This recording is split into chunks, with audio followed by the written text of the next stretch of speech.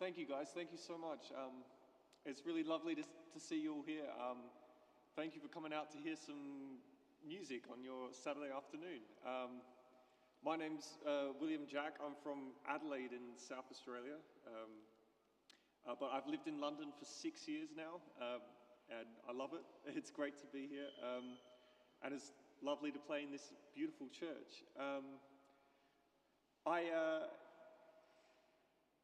If you were expecting a more traditional classical recital today, I hate to disappoint, but I will be predominantly not doing that at all. I did play earlier this morning a Bach cello suite amongst some Beatles arrangements, but this afternoon's concert is music that I've composed for the cello, as you can see.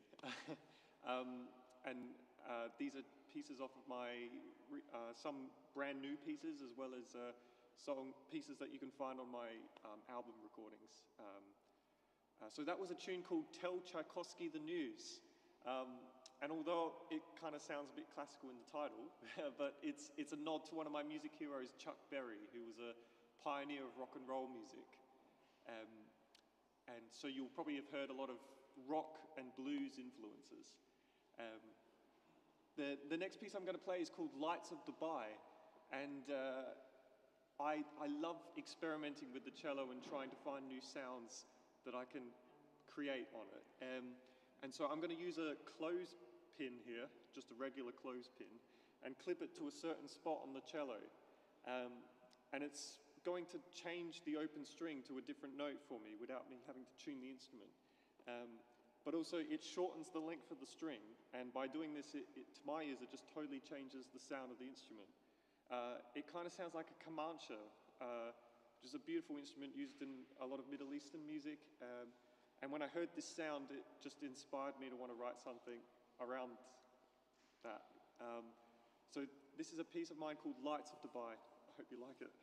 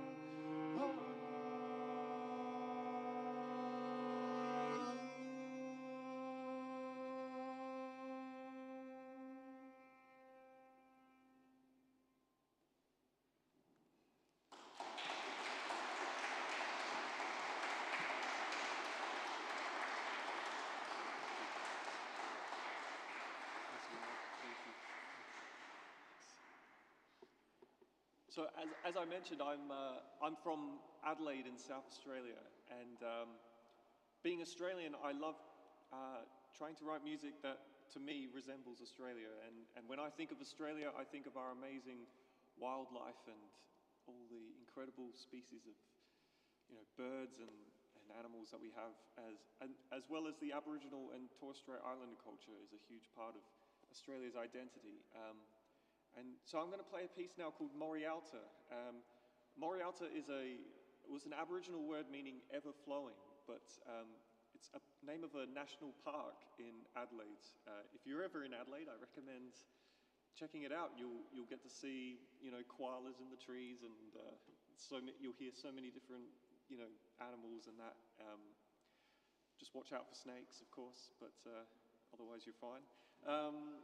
And it's a beautiful place, and there's a giant cave in Morialta, and if you hike about an hour into the park, and I had this crazy idea of trying to film the video for this piece in this cave, but everyone goes there to hike, obviously, so I can tell you, me and my friend who filmed it, we just looked like such wallies carrying a cello through a national park on a really hot day.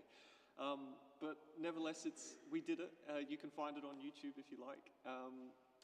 But in this tune, you'll hear the cello imitate the didgeridoo and other Australian sounds and wildlife, and there's an Aboriginal chant in there too. And it's a piece that means a lot to me, and I encourage you to close your eyes and imagine you're in Australia. So this is Morialta.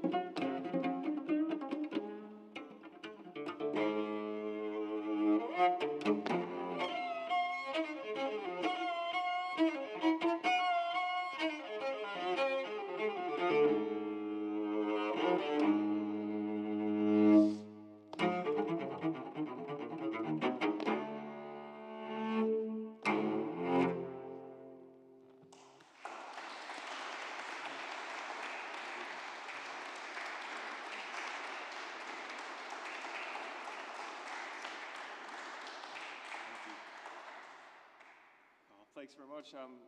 That was a brand new tune I recently finished called Gold Rush. And it's going to be on my next record that I'm recording next month, which I'm really excited about. I'm visiting my family in Australia, and so I'm going to record the album out there where there's bigger studios, and, well, bigger studio is more affordable, as you can imagine. London prices for a big studio is a bit unobtainable, but that's all right. We make do. So I'm really excited about that. All the other pieces you've heard today are on my first two albums. So this will be my third, and I'm looking forward to it. So I grew up as a guitar player, and guitar was my first instrument. I started guitar when I was 5, and I'd been watching The Wiggles on TV, which were this kids program, and the red guy played the guitar. And so I used to dance in front of the TV, just begging my parents for guitar lessons. But no one wanted to teach a 5-year-old. So I had 15-minute lessons, I think, to start with. And really, my attention span hasn't changed that much. But I took up cello when I was 7, and it wasn't a love at first listen, to be honest. I didn't really respect it, I don't think, when I was a kid.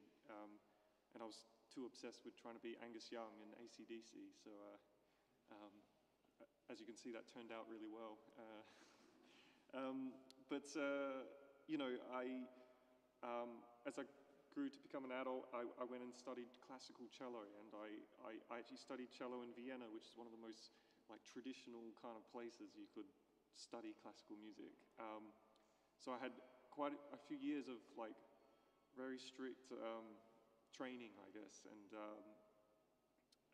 what I'm about to do, I used to do in secret, and it probably would have got me kicked out of Austria and never to return. But I'm going to tilt the cello sideways now and play it like a guitar. I always wanted to bring more of my guitar influences and that to the cello. You know, sometimes at uni I felt really held back by all of that, but you kind of learn that once you finish university, you're in the big wide world, and you know, the world's your oyster kind of thing. It's a nice sense of freedom, really. You're no longer in a bubble, and that's a thing I love about London too, is that it's so big and diverse, and so many different types of people and different types of music happening, that you feel this freedom to just explore whatever feels right to you. And this is one of those things for me. And in the traditional world, it's a big no-no, of course, but I promise if there's any traditionalists there, I'm not damaging the instrument at all. I love my cello to bits, and I don't want to hurt it, but this tune is off of my second album. It's called Portocello. And it's got a bit of a jazz influence, and anyway, I'll stop talking, but I hope you guys like it. Cheers.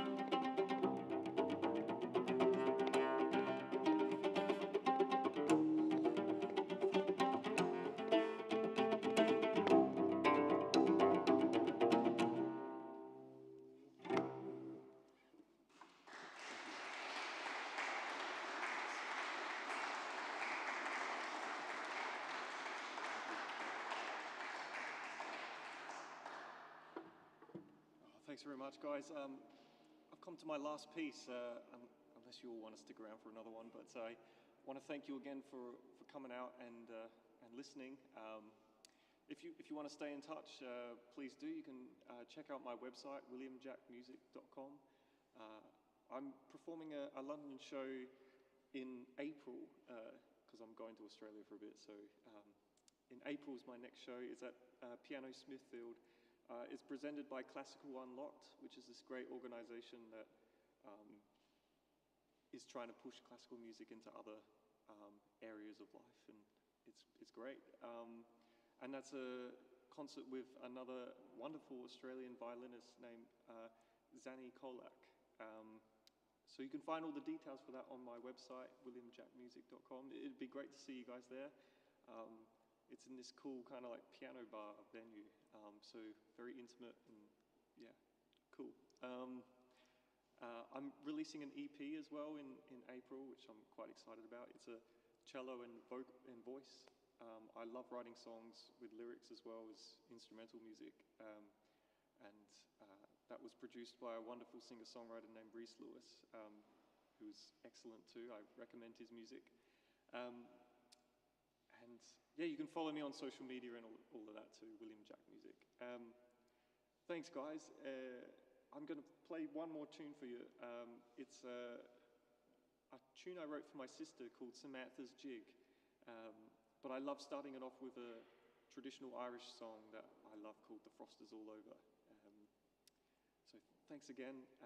Oh, I forgot to mention, if you're a bit old school, like I am, I have some CDs for sale too. They're £10. They're of my first and second album.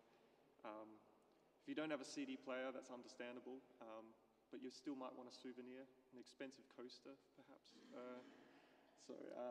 Come and have a chat. If you have any questions too about the music or anything, feel free to come and have a chat. I'll just be waiting over by the piano. Thanks again, and please enjoy. This is Samantha's Jig.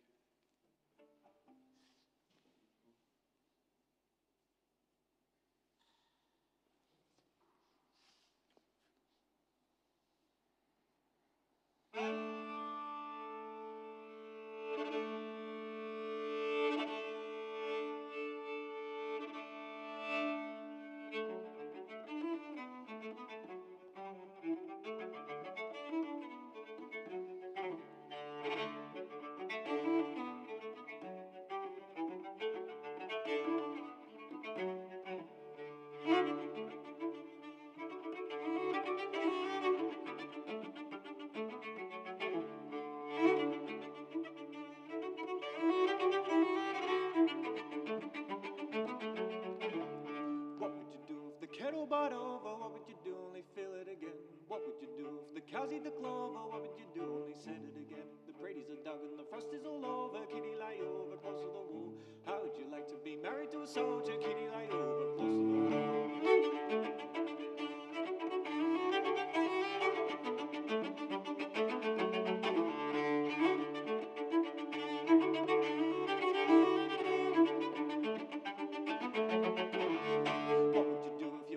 Soldier, what would you do? Only follow his gun. Or what would you do if he died on the ocean? What would you do? Only marry again. The praties are dug and the frost is all over. Kitty lie over close to the wall. You're to be drunk and I to be sober. Kitty lie over close to the wall.